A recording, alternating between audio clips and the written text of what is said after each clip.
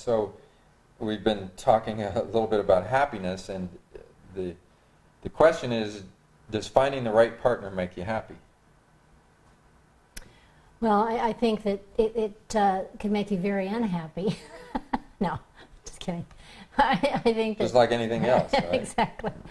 I think that, you know, a lot of times it's trial and error, honestly. That's why people get married 2 and 3 times, because they keep looking for that partner to make them happy, and they repeat the same mistakes over and over. Because quite often, as we've all heard before, they pick the same kind of person over and over again. It's like they can't seem to veer away. You know, you've heard the story of the girl who wants the kind of macho, strong, silent type guy, and then she marries him, and he's real withdrawn. She can't bring him out. She can't get him to socialize. She can't get him to talk about anything. He's strong. He's still strong and silent, but it's driving her insane. Yeah, right. That's so the very thing that attracted her in the beginning is now driving her crazy. Right. Yeah. But do you think this same woman, if she divorces him, do you think she won't look for the same kind of guy again? She will. She won't look for this guy who's real friendly and open and warm and wants to, you know, have fun together and go out and socialize and take her home to the family. That kind of guy will, for her, be, ooh, he's too needy and too, you know, just, I don't know. There's something about him. I just don't like that. And so she'll go right back and look for that strong, silent type again. I mean, it happens over and over again. But anyway, that's all beside the point, I guess. But happiness in relationship cannot happen if both people don't have a higher cause. This is, and I don't mean religion. I really feel that you have to have a higher cause than just, quote unquote, the relationship. I think you have to have some reason why, and we've talked about it over and over again, the awareness that you're bringing into the relationship is there's something being born in that. It's something new. It's something special. It's something that's becoming more and more popular in today's world, really, for people to be more conscious, to be more aware, to be more enlightened. And I think that is what a relationship is so wonderful, if you have that in common, that you want to give birth to awareness as a couple, as individuals and as a couple. And I think that's... Yeah, well, I was doing a family relationships workshop last week, and Evelyn was there, and I was interviewing different people in the room. We were talking about different aspects of relationships and so forth. And there was a theme that kept coming up, and it was mostly the women who were sharing it, and it was basically, I can't talk to my partner about this kind of stuff.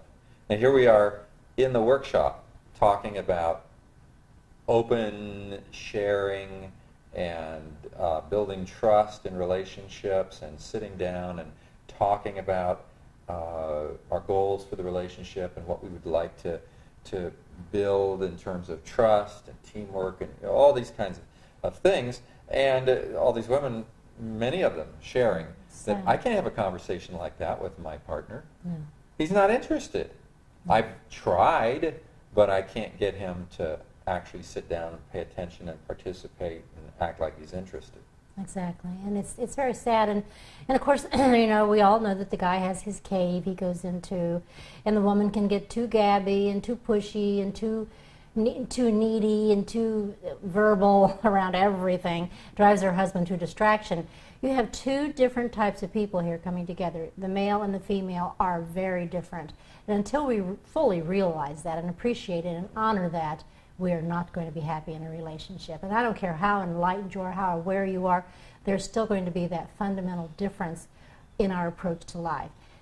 And you know, these women that I talked to after the program, after you gave the program, they said to me, you know, my husband just clams up and won't talk to me. And you know, I said, well, you know what you need to do? You need to wait for a moment. There are times when everybody's more friendly, more ready to talk. Don't try to talk to him over an issue when he's upset. He'll just pull like a turtle back into his shell. Right. You cannot talk to most men at that time, I'm afraid. And some women. There are women who pull back into their shell when you want them to talk about something. They just don't want to talk about it. So you just have to give them lots of space. Well, when you're talking to your partner about change and you're coming from a place of dissatisfaction, that whole approach just doesn't work very well. Because it's almost like what they're picking up from you is, I just don't like the way things are going. It's your fault. And I would like to sit down with you right now, and we need to talk about it. Translation, I need to straighten you out. And, so he's like, what? He's in the middle of something, he's doing something else, or, and then there's this irritation that comes up from this. And now she says, well, I try to get him involved in these conversations, he's not interested in it. Well, guess what? You tried. What the heck does that mean? You tried. The timing was wrong, the approach was wrong, all the signals you were sending were being interpreted as hostile or off-the-wall signals. What has to happen is exactly what you said, and I call that neutral time.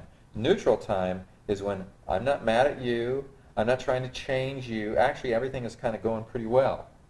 And we feel pretty good about each other. There's not like some big issue. And so while we're talking, I want to talk in a positive way. It's almost like you see a lot of therapists today who are really tired of having people in therapy because it's getting to them. Every day somebody's coming in and telling their troubles and all this, and nobody will listen to what she has to say anyway, or he has to say. And it's just frustrating. So what they want to do is they want to transition their business from being a therapist dealing with sick people to a coach helping people to get more successful. It's like a wellness coach and that kind of thing. And they want to do that because coaching feels better. Coaching feels like something you can get your teeth into, and we're taking something from good to great. We're taking something from positive to more positive. We're not taking a sick person who can hardly get out of bed and trying to help them to see that it's not their mother's fault. That's sick stuff. You get tired of dealing with it. So here we are, and we all have those moods and so forth. Well, the time to talk about it is when things are really up. But then, in this workshop from last week, I was bringing this up, and so I said to everybody, I said, if you want to have a conversation like this, do it at a neutral time, do it at a positive time when everything is going well. And what I get back from several of the women who were there was, I don't want to rock the boat at those times. We have such rare times when everything is going well. I don't want to ruin it by talking about stuff like this. I go, what are you thinking? Ruin it. Maybe there's just something in that attitude that says that talking about the health of our relationship is going to ruin it. Well, sometimes so it does. I only want to do that, but I only want to do that Yeah. when things aren't so good, so I don't have much to lose. And then when it isn't accepted and received, then I just blame it on my partner. It's a catch-22. Yeah, It is. Yeah.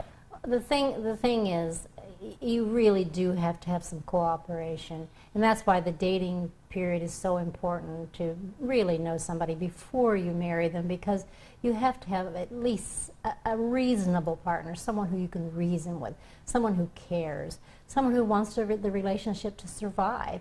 And there has to be a two-way street. You have to be able to, talk to them, and then they talk back to you, and you talk to them, and they talk back to you. To some extent, it may not be perfect. In fact, when we got married, I used to kind of go into your cave a little bit, and I remember realizing, Quite a bit. and I remember realizing that if I continued to push you, that you were just going to go deeper and deeper into the cave. So I just, whenever we would get into an altercation of some kind, I would just be quiet. I would just be quiet, and I would wait. And it did work with you. When you finally came out of your cave, and then I could talk, and then you seemed to get better and better and better. I think that the more I hammered you, the more you resented it. You took it almost as criticism, like I was criticizing you, and I realized that. Yeah. And I think that the one thing women don't realize about men is they really do not like to be criticized. No. It may be an ego thing, I don't know what it is, but women... we call it nagging, that's what we call it. That's true. our favorite term. Yeah, and I told my girlfriend, I says, when your boyfriend or your husband brings you a bouquet of flowers, they are so thrilled. You just don't you don't say, I don't want your crummy flowers. You have got to really say, thank you. We better turn this...